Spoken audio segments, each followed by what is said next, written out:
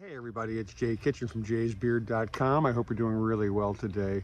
We are doing a review today of something from Boucheron. This is their Oud de Carthage. Check out the bottle it comes in. It's pretty classic for Boucheron. And then subscribe and smash that thumbs up button, and we'll talk about the scent on the other side. Thank you so much. If you go in Fragrantica, the main accords on this scent are amber, honey, oud, smoky, leather, sweet, balsamic, animalic, vanilla, and warm and spicy. This is a so-called Oriental fragrance, unisex. It was launched in 2017. The nose behind the fragrance is the famous Dominique Ropion. This scent is part of a collection that was inspired by the memories of the Maison Boucheron gem hunters. That's what some of the notes say. Oud de Carthage purportedly draws its inspiration from the gold and ivory traders who used to line the port and streets of Carthage. The power of incense and labdanum enhances the oriental and mystical magnificence of this Eau de Parfum. The Patchouli trail captivates with the comfortable note of Tonka Bean. This comes in a 125 ml container. The top notes are honey and incense. The middle notes are Tonka Bean and Labdanum, and the base notes are Agarwood and leather. Very simple kind of pyramid. The price point for this, if you go to a discounter such as Joma Shop, it retails for 240 bucks, but you can get it for under 100, like $95, something like that. And you can get decants, obviously, and you may be able to find this cheaper on the web. I've been wearing this pretty much for the last 3 days. Now, there are a lot of comments in the people who review this scent. A lot of people compare it to Chopard's Oud Malaki. What we have here, I've got a full bottle of this. I bought this some time ago. We haven't used a whole lot of it, as you can see. So I figured, you know what, instead of just doing a standalone review of the Boucheron Oud de Carthage, I'm going to review them both. But I'm going to focus on the Oud de Carthage initially. I got a 5 ml decant. It's got a very light oud scent. This is almost like oud for beginners, maybe. It's got spices in it. It does have some honey. It's got the longevity for me on my flesh is about 3 hours or so, roughly. And then it really kind of fades to a skin scent. And at first sniff, I have to be honest, I was convinced that this was almost identical to the Oud Malaki. It's really nice. If you're not a big oud fan, this is not going to offend you, because it really, to my nose, it does not have those animalic notes that most ouds have, which really kind of annoys most so-called Western noses, right? But it's not, I don't think, going to offend anybody. The more I wear it and the more I smell it, the honey notes come out more. But it's not like super sweet, like an Aurum or anything like that. But it's nice. I cannot argue. And for, 95 bucks for 120 mLs, it's not necessarily a bad buy, but I would definitely recommend getting your nose on it. Now, if we flip the script and go to the Oud Malaki, this is definitely not the Boucheron Oud de Carthage.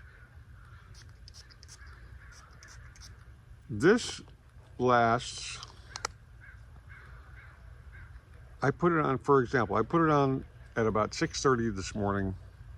I knocked off to go to the gym and the pool around 11. So what is that, 5 hours, 4.5, 5 hours. And it's still stuck around, and I actually had a little bit of lingering after an hour in the water in the pool. It's far more oudy but it's, again, it's not that nose singeing, animalic, snap your neck, what the hell is that scent kind of oud. Very classy, very, very understated. Not as understated as the Oud de Carthage, but very understated oud scent. However, it is still present and you're going to pick it up for sure. And it's a very classy oud. It's not real stanky. I really like this. The more I wear it, you know, I bought it, I used it for the review and a couple times thereafter, and I put it up on my shelf. I didn't put it back in the closet or in a box because I knew I was going to get back to it. And it's been sitting probably for about 3 months or so. I'm going to say maybe even longer. And it's really, to my memory, it's definitely improved. The scent is richer. It's nice and long lasting. And this is, you know, it's been warm here. It's in the 80s right now, been pretty warm, and my dog won't shut up in the back. He sees the neighbor's dog. They're not the same. These are definitely not the same fragrances. And now they also compare, a lot of people compare the Boucheron to Hafedi and some other things. So the Oud Malaki price point, it typically retails for $124, so almost fully half the price of the Boucheron. And the price on Joma Shop, 60 bucks. Now that's for 2.5 ounces. 2.7 ounces, whatever that may be, you know, 80 ml. So it's definitely a smaller amount. It's a third less. So you would expect it to be a bit cheaper as well, right? But it's this is a bargain pickup for me. I mean, again, I wouldn't recommend blind buying. If your budget is such that $60 is not a big deal and you're interested in it, go for it. You could always resell it, I'm sure. Or worst case scenario, give it away to your nephew. But I prefer it to the Oud Boucheron, which is fine, which is a very good fragrance. But between the two, I'd go for this. This one just works better with me, the Chopard Oud Malaki. Check out that bottle as well. So, okay, we're back. We had a little bit of technical difficulty, meaning the chair collapsed on me. So let's get back into the Oud Malaki. So comparing this Oud Malaki to the Oud de Carthage, they are different. They are very similar. Now, one of the reasons they're probably similar is the nose behind the Oud Malaki is Dominique Ropion. Familiar name, right? Same guy behind the Oud de Carthage. Now, the main notes, well, first check out the bottle of this. I mean, you can see it right here. Never mind, this is the bottle. The main notes, or the main accords, I should say, for the Oud Malaki are tobacco, oud, woody, warm, spicy, animalic, leather, sweet, fresh, spicy, and amber. Also aromatic at the end there. The perfume pyramid, as it were. Top notes: grapefruit, lavender, and artemisia. The middle notes: tobacco, spices, and leather, and the base notes: agarwood, dark woody notes, and ambergris.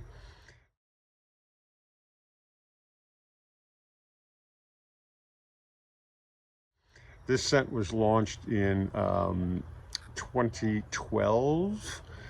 It comes in 50 and 80 ml containers or flasks or flacons. This price is about 60 bucks on Joma Shop for an 80 ml spritzer of this.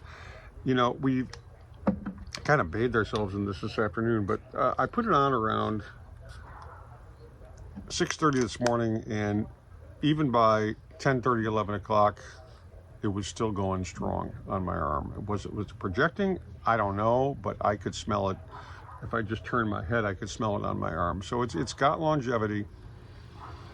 It's different. It's a deeper, richer scent than the Oud de Carthage from Boucheron. They are very similar. The Oud de Carthage is almost a flanker, I would say, of the Oud Malaki, even though they're not made by the same manufacturer. But it's quite nice.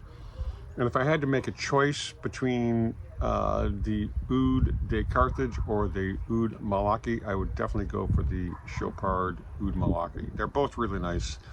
This is a bit more expensive. It comes in a larger container, $100 roughly for 120 mLs, $60 for 80 mLs. In terms of price, they're probably comparable in terms of the volume per dollar, but this one just resonates with me more than the Boucheron. It just, you know, it's a personal thing, right? Very nice though. They're both very, very nice. The Boucheron is really good if you're not really that into wood, or if you're kind of dipping your toe into the Oud creek, as it were. They're both really nice fragrances, but again, the Chopard wins in my opinion. I want to thank everybody for coming through, checking us out for a couple minutes of their precious day. Stay lifted, stay well groomed, stay smelling freaking awesome. Don't forget to be kind to our 2- and 4-legged friends, and that we love you, and we will catch you on the next video. And hopefully we won't break the next chair. Cheers, everybody. We love you.